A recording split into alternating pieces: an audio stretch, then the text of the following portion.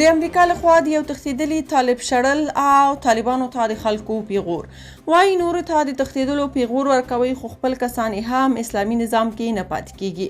جزئیات هم دلته وګورئ او چینل سبسکرایب کړئ. واشنګټن ایگزاماینر د امریکایي چارواکو په حواله راپور ورکړی چې د طالبانو یو غړي چې د تخلیه په بهیر کې امریکا ته داخل شوی و افغانستان ته راستون شوی دی. راپور زیاتوي چې د طالبانو دغه غړی د افغانستان د پخواني حکومت پر مهال بندي و او د 2020 کال په اګست میاشت کې له بنده خوشي شو او د تخلیه د پلان له مخې امریکا ته راغلی و.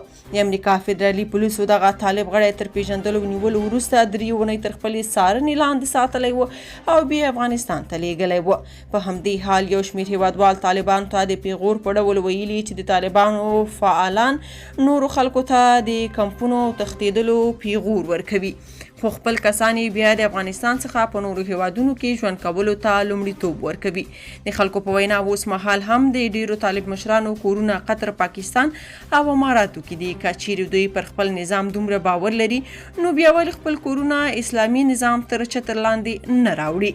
د تیر کال د اګست 15 په افغانستان کې د طالبانو د واکمنۍ پر مهال د بګرام د زندان دروازې پرانیستل شوې چې له هغې وروسته د طالبانو او نورو ډلو زرګونه بندیان خوشي شول.